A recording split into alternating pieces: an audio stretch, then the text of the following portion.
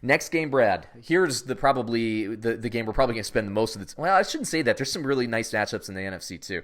But Tennessee, Brad, +5 according to Bovada at the New England Patriots.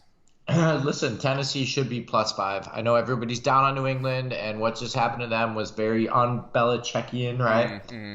And Well, yes and no, because again, they always seem to lose a game to Miami. Now I know it is weird. We didn't think it would It's happen weird. because the regime change and Tannehill and Gase are gone and all that, but they always drop a weird one in They Miami. do. They Like, do. And this must be like 3 or 4 years straight. Or at Yeah. least it feels that way. And it's always like a crippling loss for their playoff seed too. I know. It's Usually it odd. costs them the 1 seed and they drop to the 2 seed, but now they drop, and this is actually probably a really good. If this were a boxing match, that would have been a knockdown, right? It wouldn't have been a knockout, but it would have been a knockdown. It's like, that's weird. Yeah, But yeah, Brad. Brad, finish your thought there. We didn't expect it to happen. I know people are down on them, but you thought that New England should be favored by 5. I think New England wins this, man. I mean, I don't know why I would think anything else. And it's Tennessee. Let's slow down, okay? It's New England at home in the playoffs. I mean, of course they're going to win, and of course they're going to go to what would it be, Kansas City or Baltimore, right? It would be Kansas City. If they Okay. win, they will play Kansas City. Is there any doubt? I mean, maybe the question is, do they win by 4 or 6? I don't know. Mm-hmm. I am going to assume that they are going to win by 10 points. Oh, wow. That's where I'm at. Yes, for sure. Well, let me say this to our audience as well. I tend to be a little bit better than Brad in the regular season. Brad is usually better than me in the postseason for these things. So respect to Brad there. You see it as a 10-point game. I definitely take that seriously. I see this as a 4-point game. So when I wrote this down and I looked at the computers and all that stuff, and actually I'll say this: my computer is so split that it didn't even spit out a pick. It thinks that it thinks that 5 is the line, basically. So it goes back to kind of my feeling. And by the way, Rockobot likes Buffalo unanimously over Houston, regardless of Will Fuller. So Rockobot likes Buffalo. Yeah, I mean, look, New England has the pedigree. They have the experience. They have the home field advantage. They have the defense, and I'll give you the stats here. Their defense this year has given up all year, home or away, they've given up 13.2 points per game. But Wow. At home, they've given up 13.3. So they're consistent. What you see with a lot of teams, Brad, is, when I break these down, is you see like home, they give up like 2 or 3 fewer points per game at home than they do on the road or something like that. What this is like 13.3 at home. They're actually 13.1 on the road, right? So that's consistent. Now, what they score, everybody's all down on this Patriots offense. What they do offensively, they score at home 25.4 points per game. That's good enough for a net of about 12.1 net. You look at Tennessee, okay? Season long, they give up 18.1 points on the road, and they score 23.9. Now, that net margin has been increasing since Tannehill's been there. I don't have the Tannehill split. I need to get that. I apologize to everybody. But, what I'm saying is once Tannehill went over, and we've been talking about this for weeks now, once Tennessee went from Mariota to Tannehill, this team became a team. Like a viable playoff team. I call playoffs when they were 5-6 for this team when they made that switch. I think this is a scary team. I think in terms of matchup, I think New England would probably rather play Buffalo. I think New England honestly would take their chances with Houston at this point, having played them before. Vrabel knows Belichick, dude. Like this is Okay. All right. I'll give you that. in terms. No, I think New England wins. I'm worried about the spread. I'm staying way away from this in terms of betting. I don't care any scenario unless the only way I would bet on this game is if Brady went out or if Tennessee went back to Mariota. I'm not touching this game otherwise. Or maybe if Derrick Henry for some reason can't go or something like that. But I'm staying away from this, all things being equal. I do think New England wins, but that 5-point spread, man, I was hoping it was going to be like New England +3 or -3 or something like that. So I'd feel a little bit better about betting them. But it's just too close to call for me, man. If I have to pick, I'm gonna go with my gut and say Tennessee covers but loses.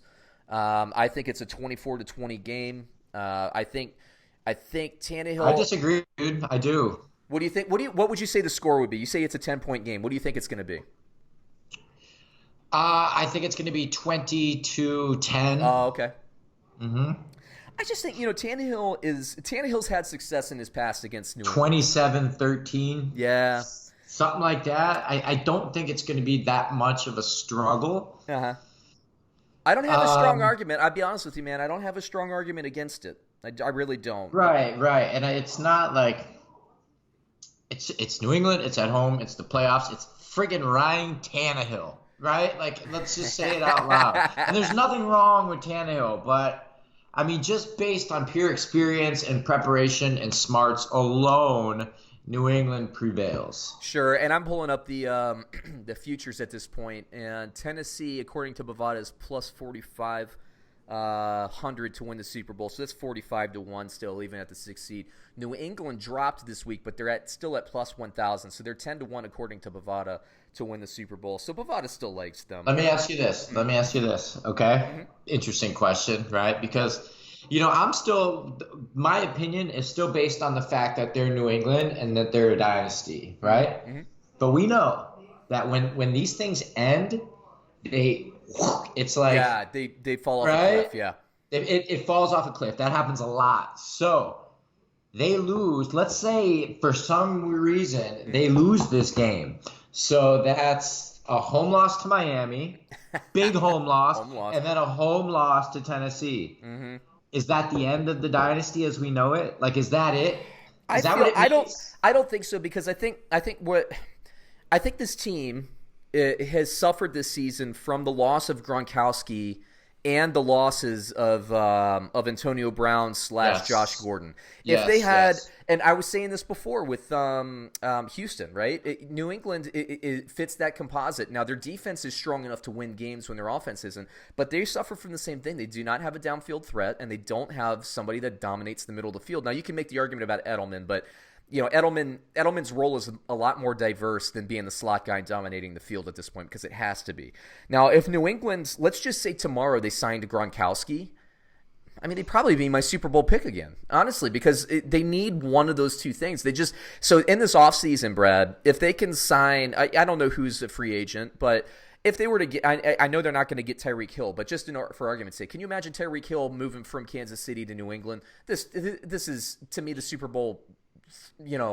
Before we know it, they could have Tyreek Hill and Odell Beckham. Yeah. Like, right? And then it's like dynasty odds. And I think they would only need either the tight end or the receiver. And they just don't have it this year. So they've been trying to win games with defense and with ball control. And, and what you remember what happened last season coming into the playoffs is there was a lot of chatter about this. And they decided, you know what, we're just going to be a running team and run over everybody. And they decided that going into the playoffs. So we could get that again. I mean, sure. And if Sony Michel and James White, if they own the field between the tackles, then with that defense, I mean, defense and running the game in January, that's going to get you far. So, look, I'm not giving up on New England, but I get what you're saying. I don't think that, even if they lose this game, I don't think that the dynasty is over, but I think you're going to get a lot of flack, and I think we're going to hear a lot about how Brady is past his prime. If that were to happen, we'll probably hear it anyway. And so, hear it anyway. Unless they win the Super Bowl or at least get to it, we'll hear it anyway. Yeah, this is the first time in 10 years they haven't had a playoff bye, and we're already hearing the whispers of Brady isn't the player he was and all that stuff. So, no, I think this team is just fine. And when you have a defense giving up 13 points a game and a team that still scores 25 points a game, when your net is plus 12, I mean, yeah. Well, and also, okay, so Brady isn't the player he was. Well, no kidding, right? Because he's 42.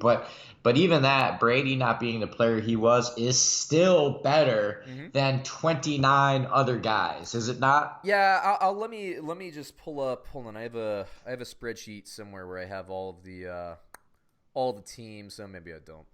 Well, let's just go playoff by playoff. Who would you take more than Brady? I'm going to read every single team in the playoffs. Would you take today for one game? Let's say it's the Super Bowl, so one game winner. Would you take Wentz over Brady? Carson Wentz. No. I like Wentz, but no. I'd have to think about that one. Would you take Ryan Tannehill over Tom Brady? No. No, me neither. Would you take Kirk Cousins over Tom Brady? No. Nope, me neither. Would you take Josh Allen over Tom Brady? No. Nope. Would you take Deshaun Watson one game over Tom Brady?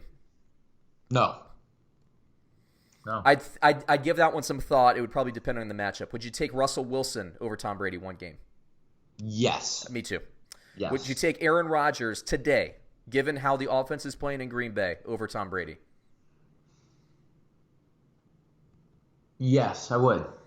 I'd think about it. I'm not ready to say yes. Kansas. Would you take Patrick Mahomes today over Tom Brady? No, I wouldn't. I would take Mahomes for sure for one game over Tom Brady. You would? I would. Jimmy Garoppolo. No. Me neither. Drew Brees. Yeah. I would take Brees. Lamar Jackson. Yes. Lamar Jackson, I'd think about it. To me, it would depend on who they were playing, but I'd lean yes on that. So you take maybe 2 to 3, and I would take 2 definitely, and maybe another 2 more. And I'm talking like Russell Wilson and Patrick Mahomes are my definite yeses. For you, it's Lamar Jackson, Drew Brees, and Russell Wilson. So I'm sorry, I have 3 definite yeses. And Rodgers. And Rodgers. So there you go. I would take Rodgers still. But these are the elite teams in the playoffs. The number 1 seed in the NFC, Jimmy Garoppolo, we would both, you and me both would take Tom Brady over Jimmy Garoppolo, leading the 13-3. So that goes to show you, man. I mean, he's older, he's not who he was, but we still like Brady. And I think, I know no matter what they do, Brad, no matter what they do, we're going to hear about how old Tom Brady is again for another season. And he's going to come back, and I'd be just fine with it. And I think Patriots fans would be just fine with it. Now, Bill Belichick, maybe not, but I think even Belichick would be fine with it. I think that going back to the Tennessee-New England fantasy football, I have Tannehill as a sit, Henry as a start, and nobody else for Tennessee. I think this New England defense gets it done. At least that's what the computers are projecting. New England, meanwhile, I have Brady as a sit. James White, I think, has a good matchup this week at running back, so I have him as a start. Julian Edelman. So to me, I can see what the computers are saying. Tannehill throws for 1 touchdown. Brady throws for 2. 1 to White, 1 to Edelman. And Tannehill's touchdown goes to either A.J. Brown or Jonnu Smith, and Derrick Henry could get in the end zone as well. So, close game, man. Close game there.